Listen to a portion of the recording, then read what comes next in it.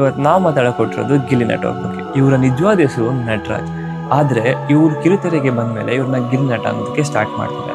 ಈ ಸಲ big boss ಅಲ್ಲಂತೂ ಎಷ್ಟೊಂದು ಜನ ಗಿಲ್ಲಿ ಇಲ್ಲದೆ ನಾವು ಬಿಗ್ ಬಾಸೇ ನೋಡ್ತಿರಲಿಲ್ಲ ಅಂತ ಹೇಳಿದ್ರು ನಾವು ಕೇಳಿದೀವಿ.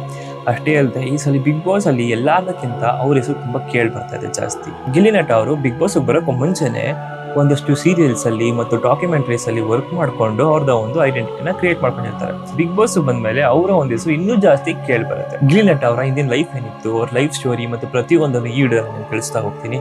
ಸೊ ಇದಕ್ಕೂ ಮುಂಚೆ ಯಾರು ನಮ್ಮ ಚಾನಲ್ ಹೊಸದಾಗಿ ಬಂದಿರಾ ಸಬ್ಸ್ಕ್ರೈಬ್ ಮಾಡ್ಕೊಳ್ಳಿ ಮತ್ತು ಫಾಲೋ ಮಾಡ್ಕೊಳ್ಳಿ. ಅವರ ಒಂದು ಸರಳ ನಡೆ ನುಡಿಯಿಂದ ಜನರಿಗೆ ತುಂಬಾ ಬೇಗನೆ ಇಷ್ಟ ಆಗೋ ಗಿಲ್ಲಿ ನಟ ಮೂಲವಾಗಿ ಮಂಡ್ಯ ಜಿಲ್ಲೆಯವರು. ಇವರು ಬಂದು ಮಂಡ್ಯ ಜಿಲ್ಲೆಯ ಮಳವಳ್ಳಿ ತಾಲೂಕಿನ ದಾಡದಪುರ ಎಂಬುವ ಒಂದು ಗ್ರಾಮದಲ್ಲಿ ಈ ಗಿಲ್ಲಿ ನಟ ಇರುತ್ತಾರೆ. ಸದಾ ನಗುಮುಖದ ಗಿಲ್ಲಿ ಜೀವನದಲ್ಲಿ ತುಂಬದ ಕಷ್ಟದ ಸನ್ನಿವೇಶಗಳನ್ನ ಮತ್ತು ಒತ್ತಡದ ಸನ್ನಿವೇಶಗಳನ್ನ ಎದುರಿಸಿದವರು. ಕೊಳ್ಳಯ್ಯ ಹಾಗೂ ಸವಿತಾ ಎನ್ನುವ ರೈತ ದಂಪತಿಯ ಮಗನಾಗಿ 1996ರಲ್ಲಿ ಹುಟ್ಟಿದ್ದಾರೆ. ಅವರ ಪೋಷಕರ 3 ಮಕ್ಕಳಲ್ಲಿ ತಾವೇ ಕೊನೆಯವರು. ನಿಜವಾದ ಹೆಸರು ನಟರಾಜ್.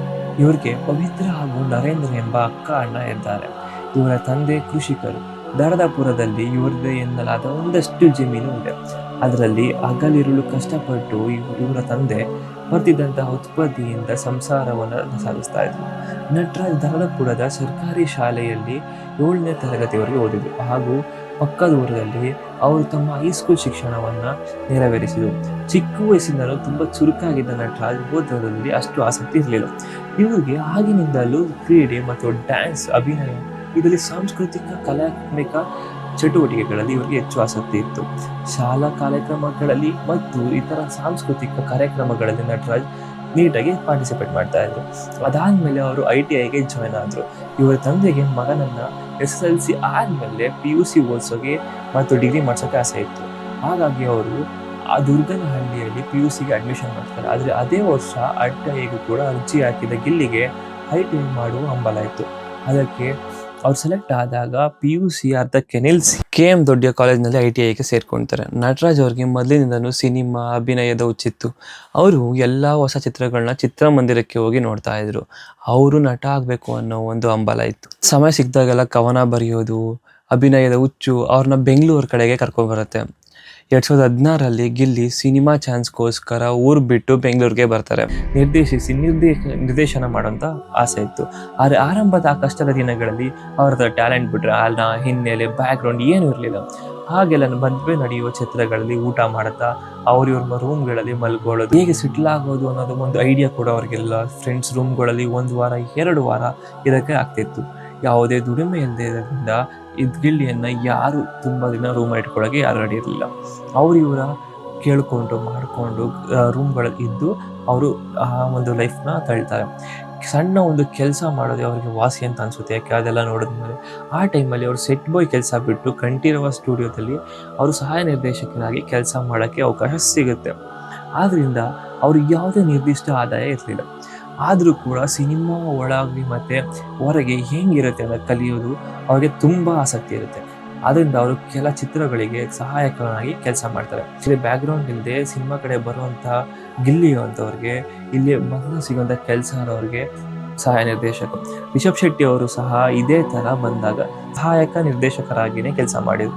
ಇಲ್ಲಿ ಗಿಲ್ಲಿಗೆ ಯಾವ ಸಂಬಳನೂ ಇರಲಿಲ್ಲ ಹಾಗೂ ಕೆಲಸ ಮಾಡಿದ ಸಿನಿಮಾಗಳು ರಿಲೀಸ್ ಕೂಡ ಆಗಿರಲಿಲ್ಲ. ಆಗ ಗಿಲ್ಲಿ ಮತ್ತೆ ಸೆಟ್ ಹಾಕುವ ಕೆಲಸಕ್ಕೆ ಮತ್ತೆ ಹೋಗ್ತಾರೆ. ಅಟ್ಲೀಸ್ಟ್ ಅಲ್ಲಿ ಒಂದಷ್ಟು ಸಂಬಳ ಅಂತ ಸಿಗುತ್ತೆ, ಒಂದು ಸೆಟ್ಗೆ ಎಷ್ಟು ಅಂತ. ಆದರೆ ಅವರು ಅನೇಕ ಧಾರಾವಾಹಿಗಳಿಗೆ ಮತ್ತು ವಾಹಿನಿಗಳಿಗೆ ಎಷ್ಟೋ ಶೋಗಳಿಗೆ ಸೆಟ್ ಆಗಿರ್ತಾರೆ. ಸೀತಾವಲ್ಲಭ ಎನ್ನುವ ಧಾರಾವಾಹಿಗೆ ಅವರು ಸೆಟ್ ಹಾಕುವ ಸಮಯದಲ್ಲಿ ಅವ್ರಿಗೆ ಅದರಲ್ಲಿ ಒಂದು ಸಣ್ಣ ಮೆಕ್ಯಾನಿಕ್ ಭಾಗ ಸಿಗುತ್ತೆ. ಸಿ ವಾಹಿನಿಯ ಕಾಮಿಡಿ ಕಿಲಾಡಿಗಳಿಗೆ ಶೋಗೆ ಸೆಟ್ ಹಾಕುವಾಗ ಅಲ್ಲಿ ಕೆಲಸ ಮಾಡುವ ಅನೇಕರಿಗೆ ಇವರ ಪರಿಚಯ ಆಗುತ್ತೆ. ಇವರು ನೋಡಲು ಸಣ್ಣಗೆ ಇದರಿಂದ ಅಲ್ಲಿ ಎಲ್ಲರೂ ಸ್ವಲ್ಪ ಜನ ಇಲ್ಲಿ ಗಿಲ್ಲಿ ದಾಂಡು ಅಂತ ಕರೆಯೋಕ್ಕೆ ಸ್ಟಾರ್ಟ್ ಮಾಡಿದ್ರು. ಹಾಗೆ ನಟರಾಜ್ ಅವರು ಗಿಲ್ಲಿ ನಟ ಆಗೋಕ್ಕೆ ಗುರುತಿಸೋಕ್ಕೂ ಅಲ್ಲಿಂದ ಸ್ಟಾರ್ಟ್ ಆಗುತ್ತೆ. ಹೀಗೆ ಅವರು ಎಷ್ಟೇ ಶ್ರಮ ಹಾಕಿದ್ರು ಕೂಡ ಅವರ ನಟನೆಗೆ ಆಸೆ ಅವ್ರನ್ನ ಕೈ ಬಿಟ್ಟು ಹೋಗುತ್ತಿಲ್ಲ.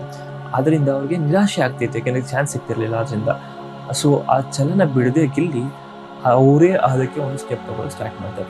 ಅವ್ರ ಹತ್ರ ಆಗ ಒಂದಷ್ಟು ಕಾನ್ಸೆಪ್ಟ್ಗಳಿತ್ತು ಸ್ವಂತವಾಗಿ. ಅದನ್ನ ಶಾರ್ಟ್ ಮೂವಿ ಮೂಲಕ ಹೊರಗಡೆ ತರೋದಕ್ಕೆ ಅವ್ರಿಗೆ ಒಂದು ಐಡಿಯಾ ಆಯಿತು.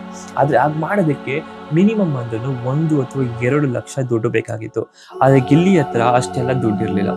ಆದರೂ ಕೂಡ ಅದಕ್ಕೆ ಹಿಂದೆ ಸರಿದ ಗಿಲ್ಲಿ ಹೆಂಗಾದ್ರೂ ಮಾಡಿ ಶಾರ್ಟ್ ಮೂವಿ ಮಾಡಬೇಕು ಅಂತ ಅವ್ರು ಯೋಚನೆ ಮಾಡಿದ್ರು. ಆ ಟೈಮಲ್ಲಿ ಅವ್ರಿಗೆ ಬಂದಿದ್ದ ಐಡಿಯಾನೇ ಫೇಸ್ಬುಕ್ ಲೈವ್. ಇಲ್ಲಿ ಫೇಸ್ಬುಕ್ ಲೈವ್ ಆನ್ ಮಾಡಿ ವಿಡಿಯೋ ಕವರ್ ಅಂತ ಅದನ್ನ ಲೈವ್ ಆಗಿ ಅಪ್ಲೋಡ್ ಮಾಡ್ತಾ ಹೊಸ ಸಾಹಸಕ್ಕೆ ಗಿಲ್ಲಿ ಕೈ ಇಡ್ತಾರೆ. ಇದೊಂದು ರೀತಿಯಲ್ಲಿ ವಿಭಿನ್ನವಾದ ಪ್ರಯೋಗವೇ ಅಂತ ಹೇಳ್ಬೋದು. ಯಾಕೆಂದ್ರೆ ಗಿಲ್ಲಿ ಮೆಮೊರಿ ಪವರ್ ತುಂಬಾ ಚೆನ್ನಾಗಿತ್ತು. ಹಾಗಾಗಿ ಯಾವುದೇ ರಿಹರ್ಸಲ್ ಇಲ್ಲದೆ ಅವ್ರ ಸಂದರ್ಭಕ್ಕೆ ತಕ್ಕಂತೆ ಸಂಭಾಷಣೆಯನ್ನ ಡೈಲಾಗ್ಗಳನ್ನ ಅಲ್ಲಲ್ಲೇ ಸ್ಪಾಟಲ್ಲಿ ಹೇಳ್ತಾ ಇದ್ರು.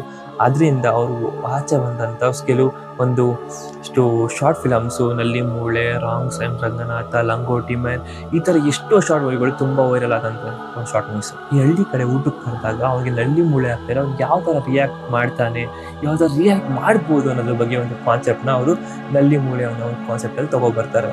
ಈ ಥರ ಒಂದು ಕಥೆಗಳು ನಮ್ಮ ಸುತ್ತಮುತ್ತಲೇ ನಡೀತಾ ಇರುತ್ತೆ.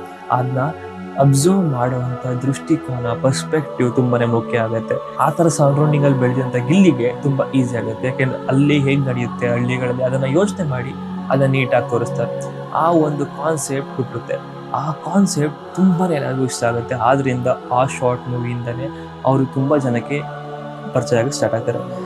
ಧಮಾಕ ಮತ್ತೆ ಲಂಗೋಟಿ ಮ್ಯಾನ್ ಕತೆ ಬರೆಯುವ ಮೂಲಕ ಅವರು ಕತೆ ಹಿಂದೆ ಕೂಡ ಕೆಲಸ ಮಾಡೋಕ್ಕೆ ಸ್ಟಾರ್ಟ್ ಮಾಡಿದ ಗಿಲ್ಲಿ 2022ರಲ್ಲಿ ಕಾಮಿಡಿ ಕಿಲಾಡಿಗಳು ಸೀಸನ್ 4ಕ್ಕೆ ಸ್ಪರ್ಧೆಯಾಗಿ ಮೊದಲಾಗಿ ಆಯ್ಕೆ ಆಗ್ತಾರೆ. ಕಾಮಿಡಿ ಕಿಲಾಡಿ ಶೋ ಕಲೆ ಇದ್ದವ್ರಿಗೆ ತುಂಬಾ ಚಾನ್ಸ್ನ ಕೊಡುತ್ತೆ. ಇದರಿಂದ ತುಂಬಾ ಜನ ಆಚೆ ಬಂದಿದ್ದಾರೆ ಕಾಮಿಡಿ ಕಿಲಾಡಿಗಳಿಂದ. ಅದರಲ್ಲಿ ಗಿಲ್ಲಿ ನಟ ಕೂಡ ಒಬ್ರು. ಗಿಲ್ಲಿ ಮತ್ತು ಗಗನ ಅವರಿಬ್ಬರ ಒಂದು ಜೋಡಿ ತುಂಬಾನೇ ಚೆನ್ನಾಗಿತ್ತು. ಗಿಲ್ಲಿ ಮತ್ತು ಗಗನ ಪರಸ್ಪರ ಲವ್ ಮಾಡ್ತಾ ಇದ್ದಾರೆ ಅನ್ನೋ ಥರ ಒಂದು ವಿಷಯ ಕೂಡ ಹರಡಾಡಿತ್ತು. ಬಟ್ ಇದೆಲ್ಲ ಶೋ ಆಗಿ ಮಾತ್ರ ಮಾಡ್ತಾ ಇದ್ರು. ಅದೊಂದು TRP ಅಥವಾ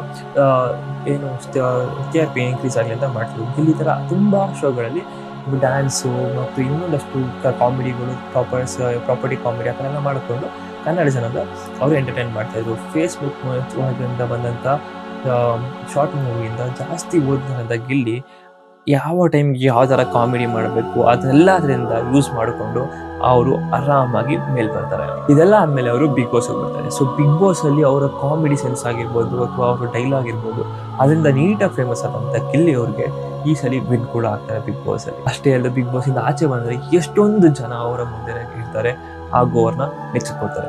ಸೊ ಇದು ಗಿಲ್ಲಿ ಅವರ ಸ್ಟೋರಿ ಆಗಿತ್ತು. ಇದೇ ಥರ ಇನ್ನೊಂದು ಸೂಪರ್ ಆಗಿರೋ ವಿಡಿಯೋ ಜೊತೆ ಬರ್ತೀನಿ. ಸೊ ನಮ್ಮ ಚಾನಲ್ನ ಫಾಲೋ ಮಾಡ್ಕೊಳ್ಳಿ ಮತ್ತು ಸಬ್ಸ್ಕ್ರೈಬ್ ಮಾಡಿ.